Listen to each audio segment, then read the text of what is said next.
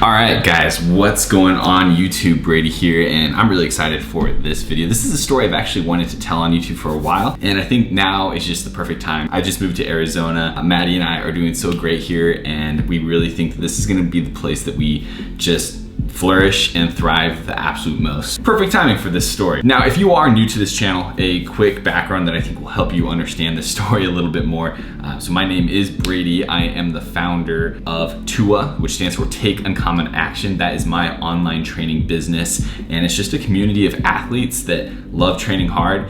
We have bodybuilders, we have some hybrid athletes, we have just lifestyle people who wanna maybe just get in a little bit better of shape. Whatever it is, we coach people like that and just help them become the best versions of themselves. I've been literally so obsessed with fitness for over a decade now. I grew up playing sports, and around the age of 14, I started training with weights in order to get better at football, basically. I actually ended up liking lifting weights more than I liked track and football, which I also loved. So that just kind of shows how much I really love training with weights. And back then, the fitness industry was a lot different. There wasn't any big name, people on social media killing it. Gymshark didn't exist. There was like Elliot Hulse who would post the occasional YouTube video. There was Greg Plitt who would post motivational stuff. But other than that, that was the entire fitness industry online. It was so much different back then. And back then, your only hope at a fitness career was pretty much being a personal trainer and hopefully,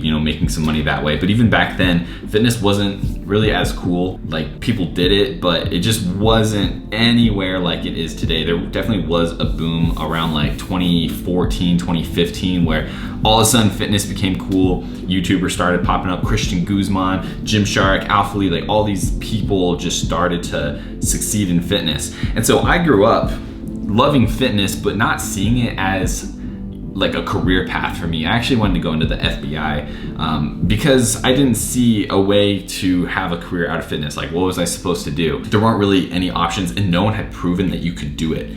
And I always really did like the aspect of social media because I've always felt like I've had this voice, and I've wanted to get that voice out there and just share my passion and my energy with the world. But social media didn't really exist like it does today. But as I started to get into college, I actually started my first semester of university in 2015. And at that point, there were people who were making it in the fitness industry. That was their career. And all of a sudden I saw hold on, I think there could be something behind this. This could be my future. So I went ahead and actually signed up for my major, exercise physiology. Crazy enough, that's what Maddie was studying too at the exact same time.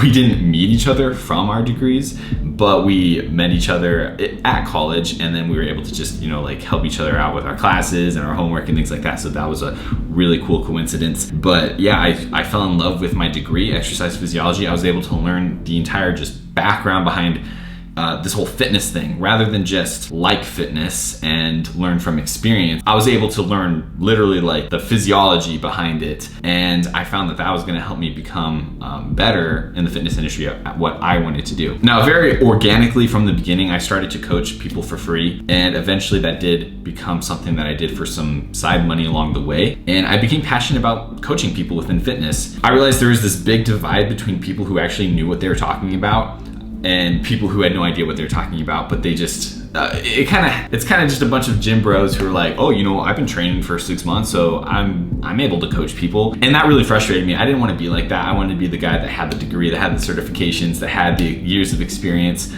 in person and online, and be able to actually share a lot of value with the world. So that was my goal and my motivation to get my degree. Now, while I was in college, I had an excellent opportunity to intern as a personal trainer at the university gym. Now, this is a university of just under, I think, 20,000 students. So it's not super small, it's not super big, it's kind of mid-size. And I did my internship there. I was training 20 plus hours a week, and I was meeting a lot of different people, a lot of different styles of people who wanted to be trained, and I really loved it. And I think that's where I started to gain a lot of in-person training, not only like training myself or my friends, but now I was training like random people that I had to like create plans customized for them and I think that was really beneficial for me. Now, I did pretty good at the job, and I think I made a bit of an impression because I went in and interviewed the very next semester for the lead trainer position. This is the person who is in charge of the trainers, in charge of the interns. I would be in charge of the entire training organization,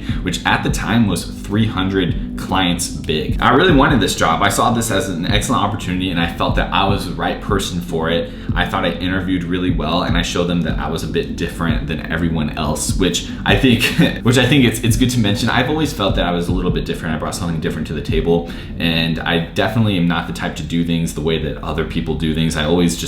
I'm just a bit different with how I do things. That's all I can really say. But I ended up getting the job, and I was so motivated. So the first thing I did is I brought on more trainers, and I wanted to grow the organization. This was for actually like it's called the spring semester. It's basically a summer semester of college. That way they're able to fit more students in on a smaller campus. This is actually the smallest semester when it comes to how many students are actually enrolled at the university. Typically, that semester will have a lot less people in the organization because there's just less students. So it'd go from 300 to maybe 200. And I said, you know what, no way, not under my watch. I want this to be the biggest it's ever been. And we were able to actually grow the organization to over 400 people, which is the biggest that it had ever been. And I was motivated, and I loved the job. And so this is when we get to the topic of this video of getting fired from my job. Technically speaking, I did not get fired, but I didn't get rehired. These jobs, because it's at a college university, you have to interview every single semester. And so I went in to re-interview for the job, and essentially I didn't get it. Now keep in mind, at the time, I thought this was basically my dream job. I was the head trainer. I got to work with trainers. I got to motivate trainers. I had my team. And on top of that, I had over 400 clients that I got to overlook their training. And I just loved it. It was awesome. So when I got the call that I wasn't rehired, for a second I was a bit devastated, and I thought, wow, that kind of sucks. But then something I really want to focus this video on is that instantly after that initial feeling of being a bit hurt or bummed out, I'm talking within a minute, I instantly felt this sense of relief and honestly happiness. And I realized deep down I didn't want the job anymore. Now, the reason that I wasn't rehired is because they basically told me that I lacked good communication. They really didn't know what I was doing. I was kind of just doing my own thing and not keeping up with the other people who were running the wellness center as a whole. Because of that, they wanted someone that was going to be a bit more communicative. And I think also, it was kind of my downfall. The reason I got hired was because I was a bit different, but I think that was also my downfall. I was a bit different. I did things a bit differently, and I was definitely the type to kind of just go do my thing rather than, you know, work with the other people in the organization. And definitely kind of the traits of an entrepreneur and someone who can build their own company.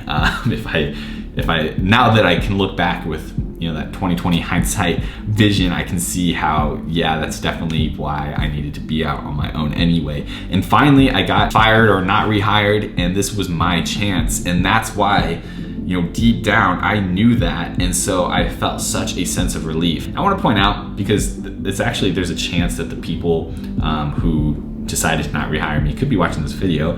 If so, what's up? I have no hard feelings towards any of these people. These were my friends. They still are my friends, and I really respect them. And I'm actually, if it's one thing, I'm actually really grateful that they made that decision, because it finally gave me an excuse to go out on my own 100% full time and do what I really wanted to do. Because before I was training people, I had my little online training business. I hadn't had that push and that excuse to like turn it into something bigger. And so the reason why I wanted to even make this video is because this was such a pivotal moment. For basically the universe was saying like, okay, like you have no other choice now. You just didn't get rehired from your job. So what are you gonna do now? What are you gonna do about it? And this was my chance to just go out and find out what I was really made out of. And so since then, you know, so much has happened. I'm not gonna go into all the details, but yeah, so I was training people, and then we created a company. Me and my friend created a company. Things were going pretty good. They just weren't going good enough. And then now I have my company now, Tua, and it's just totally killing it. And I'm living like, it feels like the dream, even though we're so far from where we plan on being. I feel like I'm living the dream right now, and things are just so awesome. But this took years. That's one thing I want to say when it comes to just like you perhaps maybe going full-time in the fitness industry, is this is something that takes time. This is not something you can just, you know, watch like someone on Instagram that has 1 million followers and be like, wow, I want to be like them. I want to do what they're doing. And then, you know, a month or two later, you're just living the dream, right? You're rich, you're driving your Lambo, and you're, you know, full-time in the fitness industry now. It is not like that at all. You could be that 0.1% that gets really freaking lucky, in which case, awesome, you know, good job, but don't count on it. And this needs to be something that you're dedicating your life to. And I'm gonna throw this in there too. You don't have to be a coach. I think that's one thing that actually bothers me, is how many people become coaches just because they're like, that's the only way they can conceive to make money in the fitness industry, when in reality there's so many ways. If you have no coaching experience, but maybe you have skills with computers or something like that, why don't you reach out to a coach and create online programs that people can download for them, and then just take a percentage of the cut? Why don't you, if you're passionate about bodybuilding, why don't you become a really good bodybuilder? You know, document your entire journey on Instagram and YouTube, get sponsorships, win shows, and then make money that way. Why don't you just do in-person training, get a job at a gym, or, you know, sales within fitness, or whatever it may be? There's so much more than just becoming an online coach just because you think it's an easy way to make a few bucks. I hate that as a coach that actually does have the certifications, does have a degree, does have like 5 years of training experience in person and online, has, you know, been the lead trainer of an organization of over 400 clients. All of that, like, it really bothers me when someone's like, oh, you know, like, I bench 225, so I think I'm capable of coaching people now. It's very frustrating. So don't feel like you have to be a coach. If you have a separate skill that you could bring into the fitness industry, coaching was something that I was very passionate about, and I've spent like literally the past decade mastering. So that's why I'm a coach, not because I just saw it as a way to make an extra buck. Anything that you do, it's gonna take time, and that's something I wanted to mention, because it shouldn't derail you from your dream to be in the fitness industry and make this a career. Because like with anything, if you wanted to get any job anywhere, you know, you might have to go to school for a while, or you might have to like learn the trade. You might have to get paid a crappy salary for a while before you can make the money that you actually want to start making. And that's okay. But if you don't want to be working a 9 to 5, if you don't want to be like doing something behind a desk and you want to work in fitness, then it's worth the time invested in order to get good at whatever it is and to master your craft and make this a career. If you want to go into the fitness industry just because you want to be a millionaire or whatever, then that's probably not going to happen. And I think this happens in society, where when we think of entrepreneurship and starting our own company, it's either we fail and we make $0, or we make, you know, $10 million our first year, like some of the people on social media that we see. And there's like no in between. When in reality, most of the time as an entrepreneur, you're gonna be in the middle. And that's where I am. So like, I'm not trying to claim I'm a millionaire. I'm definitely freaking not. I mean, I live in an apartment right now. I'm not even in like a fancy home or mansion or whatever. But that being said, I am making an income that is sustainable. Maddie as well, with her company, she's doing the same thing. So together we're able to live a really normal life, as if we had a 9 to 5 at some corporate job. But in reality, we just work for ourselves and we own our own companies, and we're making the same money that we would be making if we had jobs, except now we don't. So that's pretty much it. But that's the things that we value. Someday we will have companies that are worth a lot of money, that are raking in tons and tons of money, and that'll be really cool. Do it for the right reasons. Are you doing it because you want to be a millionaire? Because you're probably going to be really sad when you realize that it's not that easy, and it's probably not going to happen. But if you're doing it like the reasons that I'm doing it, where I value my time, my freedom, I want to do things my way, I want to be in charge, then yeah, this is definitely the right reasons to be doing it. Because I'm playing the long game here, and I'm in an industry that I truly love. And this isn't something like, you know, fitness, it's easy to hop in and think that you're passionate about it, think that you love it, because fitness is awesome. But make sure that you're really passionate about it, and make sure that you're really doing this because you love it, not just because you've been training for 3 months or 6 months or a year and all of a sudden you're kind of, you know, excited about it or whatever it may be. I see all sorts of stuff. But anyway, guys, this is basically the story of how I got fired from my job and how I made a career in the fitness industry. And that really was a pivotal moment for me. Sometimes we have to take those moments not as an insult, but as a chance to prove ourselves to ourselves and use it to really push ourselves to that new limit and find out what we're capable of. So I'm truly grateful for the experience. And who knows, if I would have gotten rehired, who knows what would have happened. Maybe different opportunities would have come up. Maybe I wouldn't be where I'm at today. And that just makes me really sad to think about. But anyway guys, thank you so much for watching this video. Make sure to hit that like button. We will see you in the next video. Peace out.